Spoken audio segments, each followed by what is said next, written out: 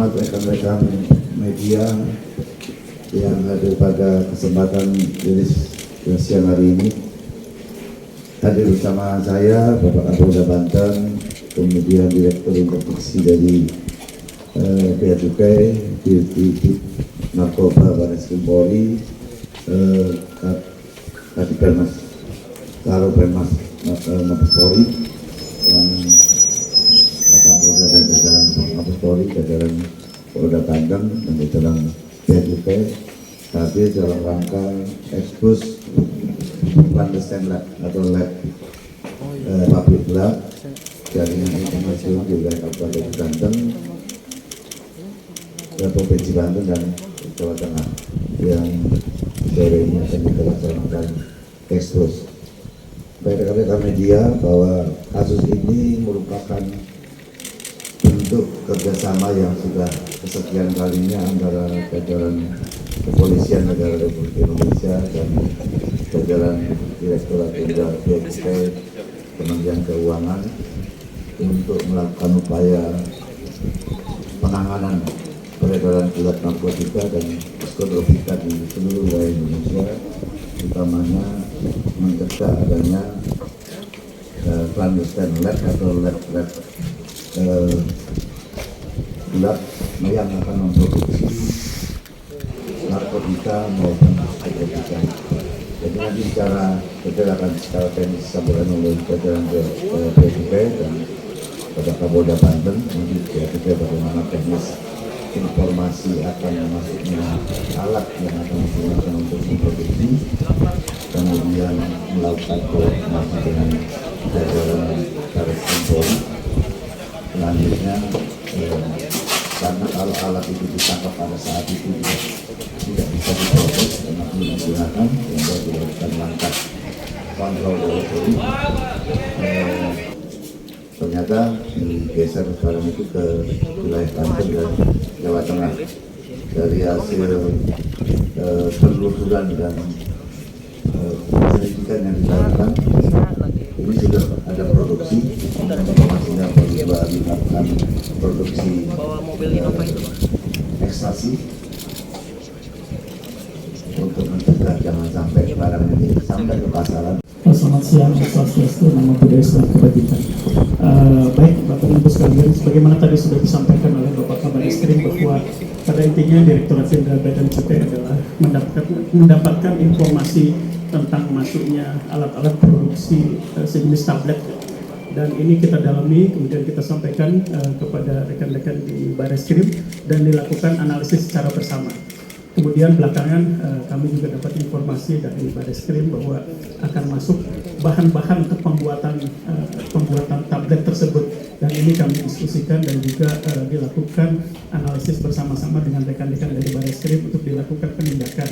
Terakhir kami begitu datang barang tersebut maka dilakukan tindak lanjut bersama-sama dengan Barreskrim dengan mengadakan kontrol delivery yang tentunya nanti akan dijelaskan lebih lanjut dari rekan-rekan dari Barreskrim. Jadi pada intinya kami di Direktorat Jenderal Bea Cukai senantiasa bekerja sama dengan jajaran kepolisian untuk mengembangkan pengungkapan jaringan produsen narkotika ataupun juga penyelundup narkotika yang ada di Indonesia. Pak Kabarreskrim, izin saya untuk menyampaikan kronologis pengungkapan clandestine laboratory yang ada di wilayah kami. Tapi saya ingatkan dulu pada rekan-rekan wartawan bahwa apa yang ini masih dalam proses pengembangan, sehingga masih ada informasi yang dikecualikan yang tidak boleh kami sampaikan. Jadi saya akan menyampaikan setelah ada informasi tentang masuknya barang cetak itu, maka dari Direktorat Narkoba Mabes Polri menghubungi kami dari Polda Banten, dan saya sedang memerintahkan Direktur Reserse Narkoba Polda Banten untuk mengambil langkah-langkah untuk koordinasi dengan Barreskrim Polri, dan kemudian kami berhasil melakukan pengungkapan terhadap clandestine laboratory yang ada di wilayah Tangerang. Warna hijau kuning kurang lebih 593 butir. Kemudian kapsul warna hijau tua hijau muda 300 butir. Kemudian juga berhasil kita amankan barang bukti berupa bahan belum jadi, yaitu berbagai macam warna kapsul, bubuk pin dan tepung Cina dengan berat total 9,75 gram. Kemudian berbagai macam aksesor seperti bubuk gelatin, bubuk magnesium, bubuk MD19, bubuk MDIH, bubuk MK, bubuk IF, bubuk IE, dan lain-lain dengan berat sekitar total 43.742 gram. Kemudian 1 buah mesin cetak tablet ekstasi, berbagai macam peralatan klanlat dan alat komunikasi. Kemudian pasal yang disangkakan yaitu pasal 114 junto pasal 132 ayat 1 subsidiar pasal 112 junto pasal 132 ayat 1 lebih subsidiar pasal 113 junto pasal 132 ayat 1 Undang-Undang RI nomor 35 tahun 2009. Kiranya itu yang perlu saya sampaikan. Tersangka ada 2 orang, kemudian barang bukti yang sudah tercetak ada 9.517 butir, kemudian kapsul warna kuning ini 593 butir, kapsul warna hijau 300 butir, kemudian bahan belum jadi berbagai macam warna kapsul, bubuk pin dan tepung rata-rata 9,7. Kemudian berbagai macam prekusor seperti bubuk gelatin, bubuk magnesium, bubuk MD19, bubuk MDIH, bubuk MK, bubuk IF, bubuk IE, bubuk sisa MD dengan berat total 43,7 kg. Kemudian 1 buah mesin cetak tablet ekstasi, berbagai macam peralatan transponder dan alat komunikasi. Sementara total tersangka yang ada di wilayah Banten dan Jawa Tengah ada 4 tersangka. Untuk ada 2 tersangka yang di DPO. Kemudian tentunya akan dilakukan langkah-langkah pengembangan dari penyidik dalam hal ini Polda Barreskrim, Polda Banjar dan Polda Metro Jaya untuk menelusuri asal usul daripada prekusor, kemudian importasi mesin yang digunakan dan siapa yang mendanai daripada laboratorium lab pembuatan ekstasi di dua wilayah. Yang kita lihat ini yang dilakukan seperti itu.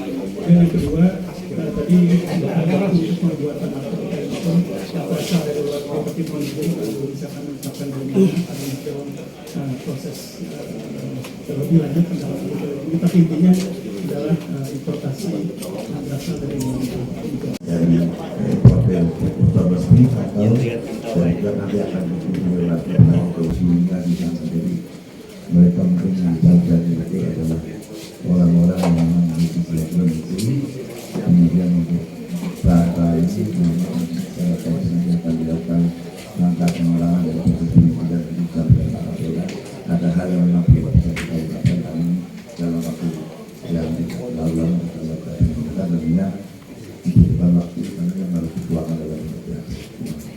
Makanya kalau sudah dilakukan penindakan sudah beredar informasi. Terima kasih teman-teman media. Saya persilakan nanti kalau ada yang mau mewawancarai para tersangka mohon izin kepada Pak Direktur dan habis diingatkan. Terima kasih teman-teman media. Terima kasih.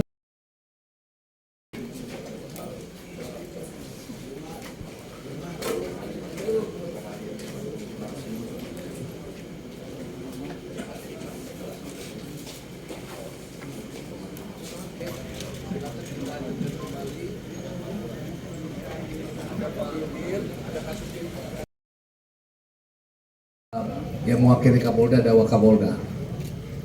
Ya, ini sekali lagi TKP-nya ada 2, 1 di wilayah Tangerang, 1 di wilayah Semarang.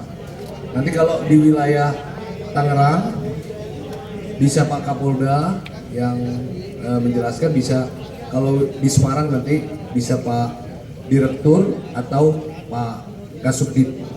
Silakan. Estimasi nilai barang ini berapa nilainya Pak? Tadi bilang ini bisa dalam Maksudnya estimasi satu hari berapa? estimasi nilainya Pak. Nilai, oke. Terus produksinya Harganya maksudnya? ya harganya. Ya, oke nanti Pak Direktur. Termasuk kualitas nomor 1 atau apa gitu Pak? Yang terbaik atau apa? Ya, begini ya. Kalau bicara harga, ini jangan dihargai ya. Ini barang haram. Tetapi paling tidak barang ini bisa menyelamatkan jiwa berapa? Nanti Pak Direktur atau Pak Kasubdit menjawab. Satu lagi Pak, ini hubungannya dengan jaringan internasional seperti apa nih Pak? Masing-masing peranan Semarang. Oke, jaringan internasional itu bagaimana? Bagaimana ya? Ini bisa dikategorikan jaringan internasional ya. Apakah barang ini berasal dari luar negeri? Tadi sudah dijelaskan sih sama Pak Direktur ya. Pak, oleh Pak Kabar Eskrim ya. Nanti dijelaskan kembali. Ini tapi kita mendapatkan 460.778 jiwa yang diselamatkan dengan mengamankan pabrik ekstasi di Jakarta dan di Tangerang dan di Semarang ya. Terus tadi ini adalah barang dari luar negeri dengan sistemnya control delivery ya, melibatkan Polda Banten, Bea Cukai dan Polda Semarang ya. Jadi ini ada 4 unsur. Yang pertama di dalam narkotika Polri, yang kedua Bea Cukai, yang ketiga Polda Banten, dan yang keempat adalah Polda Jawa Tengah ya. Jadi itu nanti mungkin Pak Kevin silakan tambahin dulu. Baik, terima kasih. Saya akan menjelaskan teknis secara menjawab interogasinya. Benar, awalnya informasi ini didapat data intelijen akan ada, ini sebulan yang lalu, akan ada mesin cetak narkotika jenis ekstasi dari luar negeri yang akan masuk ke Indonesia. Selain mesin cetak tersebut, akan masuk juga beberapa bahan prekursor yang mendukung pembuatan ekstasi. Ada beberapa negara memang yang memasukkan barang-barang yang saya sebutkan tadi ke dalam Indonesia. Saat ini Bea Cukai dan Polri sedang menelusuri secara intens dan detail asal masing-masing negara tersebut. Faktanya, satu mesin akan masuk ke dalam satu TKP, yaitu di Tangerang, dan satu mesin masuk ke TKP kedua yang ada di Semarang. Dengan total prekursor bahan-bahan pendukung pembuatan ekstasi itu sebesar 100 kg, terdiri dari MDT, gelatin, magnesium, pewarna, dan pentilon serta metamfetamin. Kemudian masing-masing lokasi tersebut ada 2 pekerja yang ditentukan di 2 lokasi.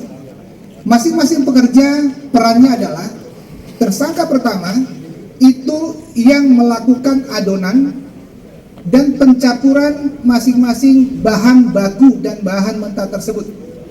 Dan satu tersangka lagi itu yang berperan untuk mencetaknya. Nanti kalau ada kesempatan, bagaimana proses dari bahan mentah menjadi bahan baku, jadi bahan setengah jadi dan siap edar, kemudian ini akan kita jelaskan di dalam. Bagaimana keterkaitan antara di Tangerang dan di Semarang? Pada saat tim melakukan penangkapan dan penggeledahan di TKP ini di Tangerang, kita mendapati ada 1 paket yang siap dikirimkan ke TKP kedua yang ada di Semarang. Itu dikuatkan dengan bukti pengiriman, ada di chatnya. Dan kemudian fakta lainnya adalah pada saat proses penangkapan ternyata masih ada bahan-bahan yang dikirimkan ke TKP ini. Kemarin saja ada 2 kali pengiriman sebelum kami melakukan penangkapan dan penggeledahan, dan pada saat anggota kita melakukan penangkapan dan penggeledahan, ternyata ada barang lagi yang dimasukkan. Sehingga ini terang menderang prosesnya bagaimana dia mengimpor, kemudian bagaimana dia menguasai, dan bagaimana dia mendistribusi barang ini dilakukan. Nanti ada beberapa bahan yang tidak dilakukan dan tidak dicetak dengan sempurna, mereka akan mengulangnya kembali. 2 hari mereka melakukan ini,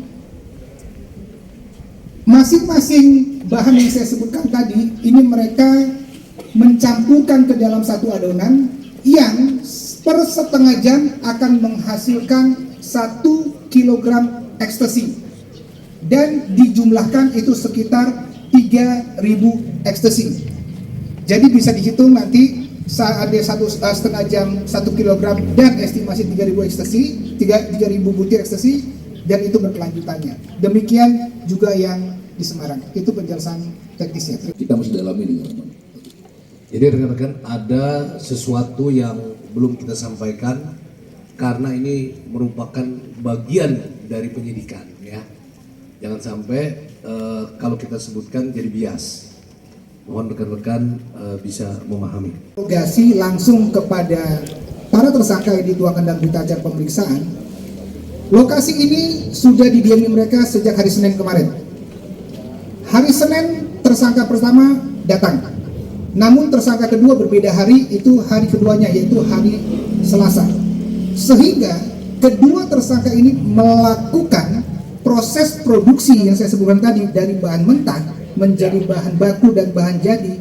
Ini dikendalikan oleh seseorang dengan menggunakan alat komunikasi. Dan kami sudah mendapati, kami geledah lokasi ini, beberapa CCTV, tetapi ini masih kita lakukan detail pengecekan.